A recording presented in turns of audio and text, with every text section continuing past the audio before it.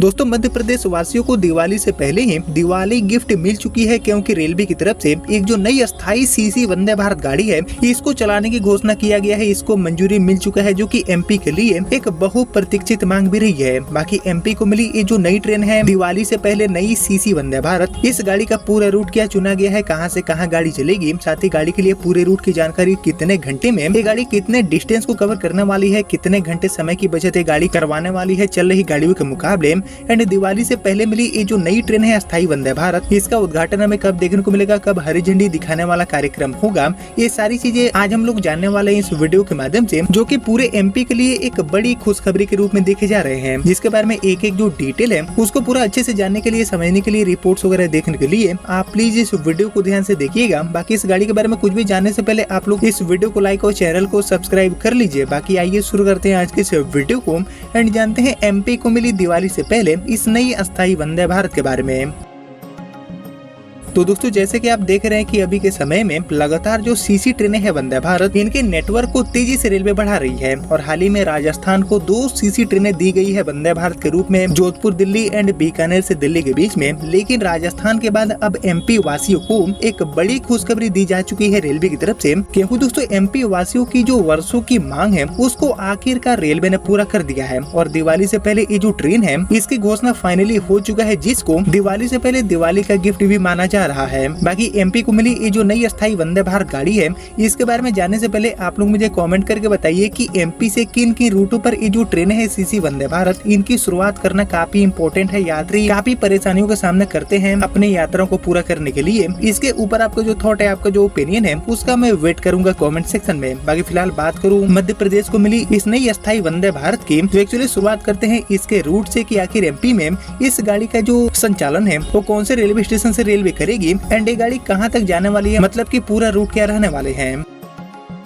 तो इसको लेकर रेलवे से मिली जानकारी के अकॉर्डिंग एक्चुअली एमपी को मिली ये जो नई ट्रेन है सीसी वंदे भारत के रूप में, वो बुंदेलखंड वासियों के लिए काफी ज्यादा उपयोगी साबित होगी, क्योंकि इस गाड़ी का जो संचालन है वो रेलवे खजुराहो से करने वाली है। जी हाँ, खजुराहो से हजरत निजामुद्दीन के बीच में ऑलरेडी एक सीसी वंदे भारत गाड़ी को रेलवे शुरू कर चुकी है पिछले साल ही, और इसके बाद खजुराहो से ये जो दूसरी ट्रेन है सीसी वंदे भारत के रूप में, इसके भी संचालन की शुरुआत होने जा रही है, जिसको मंजूरी मिल चुका है। बाकी खजुराहो को मिली अपनी ये जो दूसरी ट्रेन है सीसी वंदे भारत, इसके पूरे रूट की बात करी जाए तो इसको लेकर मिली जानकारी के अकॉर्डिंग खजुराहो से ये गाड़ी बनारस के बीच में चलने वाली है, यानी कि काशी की जो यात्रा है संगम नगरी होते हुए उसको ये गाड़ी पूरा करने का काम करेगी। एंड खासकर पर्यटन के लिहाज से ये जो गाड़ी है वो काफी ज्यादा यूजफुल साबित होने वाली है। बाकी इसको लेकर मिली जानकारी के अकॉर्डिंग ये गाड़ी खजुराहो से बनारस की यानी कि 440 किलोमीटर की जो दूरी है उसको तय करने वाली है। बाकी अभी बात करूँ इस रूट की, तो अभी के समय में खजुराहो से वाराणसी के बीच में 2 टीओडी गाड़ी को रेलवे ऑपरेट कर रही है, यानी कि कोई भी अस्थायी गाड़ी अवेलेबल नहीं है खजुराहो से बनारस के बीच में,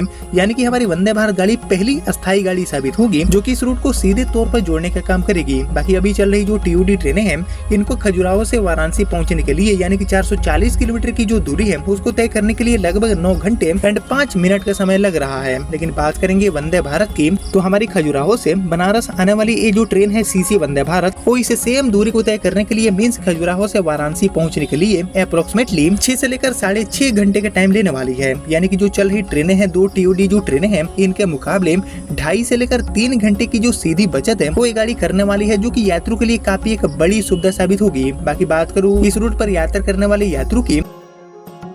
तो इस रूट पर यात्रा करने वाले यात्रियों की संख्या काफी बड़ी है, लेकिन ट्रेनों की काफी ज्यादा कमी देखने को मिलती है, जिस चीज को ध्यान में रखते हुए इस गाड़ी को चलाने का फैसला लिया गया है। बाकी इसको लेकर हाल ही में मिली जानकारी के अकॉर्डिंग एक्चुअली मध्य प्रदेश के बुंदेलखंड अंचल को इस दिवाली पर एक बड़ी सौगात मिलने जा रही है, क्योंकि केंद्र सरकार ने खजुराहो से बनारस के लिए एक जो नई ट्रेन है अस्थायी वंदे भारत, इसको चलाने के ऊपर अपनी तरफ से मंजूरी दे दिया है। बाकी ये जो अनाउंसमेंट है वो खजुराहो के सांसद एंड भाजपा के पूर्व प्रदेश अध्यक्ष मीन्स वीडी शर्मा जी ने किया है। बाकी वीडी शर्मा जी एंड माननीय रेल मंत्री श्री अश्विनी वैष्णव जी से फोन पर बातचीत हुई और इसके बाद वीडी शर्मा जी ने इसकी आधिकारिक घोषणा भी कर दिया है। बाकी सांसद वीडी शर्मा जी ने इस फैसले को प्रधानमंत्री श्री नरेंद्र मोदी एंड माननीय रेल मंत्री श्री अश्विनी वैष्णव जी द्वारा बुंदेलखंड को दिया गया एक दिवाली गिफ्ट भी बता दिए हैं। बाकी सांसद विष्णु दत्त शर्मा जी ने बताया है कि खजुराहो से बनारस के बीच में वंदे भारत ट्रेन चलाने की जो मांग है वो काफी लंबे समय से की जा रही थी। बाकी उन्होंने कुछ महीने पहले रेल मंत्री जी से दिल्ली में मुलाकात भी कर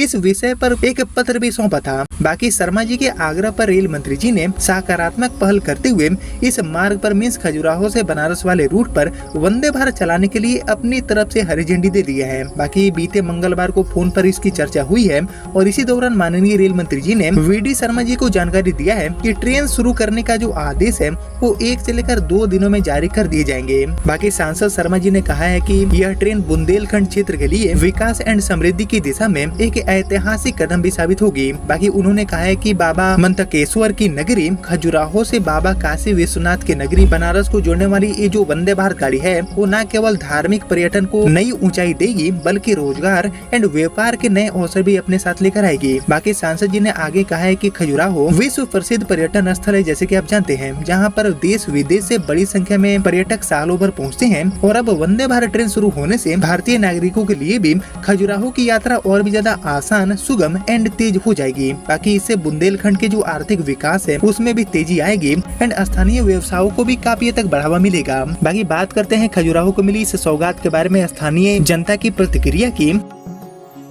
तो एक्चुअली स्थानीय नागरिकों एंड जो जनप्रतिनिधि हैं उन्होंने इस घोषणा पर काफी खुशी जाहिर की है और इनके द्वारा कहा गया है कि वंदे भारत ट्रेन शुरू होने से क्षेत्र की कनेक्टिविटी काफी हद तक मजबूत होगी और मध्य प्रदेश का गौरवशाली पर्यटन नक्शे पर और भी अब अधिक चमकने वाला है। बाकी सांसद वीडी शर्मा जी ने पीएम श्री नरेंद्र मोदी एंड माननीय रेल मंत्री जी का आभार भी व्यक्त करते हुए कहा है कि यह निर्णय प्रधानमंत्री के विकसित भारत के संकल्प को साकार करने वाला साबित होगा। और उन्होंने कहा है कि यह केवल एक ट्रेन नहीं बल्कि बुंदेलखंड की विकास की एक नई रफ्तार भी साबित होगी। बाकी ये तो हुआ ट्रेन की घोषणा होने के बाद मिली जानकारी की, लेकिन सबसे मेन टॉपिक बात करेंगे शुरुआत की कि आखिर खजुराहो से बनारस को जोड़ने वाली ये जो नई अस्थायी ट्रेन है वंदे भारत, इसकी शुरुआत हमें कब देखने को मिलेगी, इसका उद्घाटन हमें कब देखने को मिल सकते हैं। तो इसको लेकर मिली जानकारी के अकॉर्डिंग आने वाले 1 से लेकर 2 दिनों के भीतर इसको लेकर सारी जो चीजें हैं, मतलब कि मंजूरी मिलने के बाद जो सारी चीजें हैं, इसको लेकर अधिसूचना जारी हो सकता है। और इसके बाद इस गाड़ी के लिए rake available and trial and conduct करने के बाद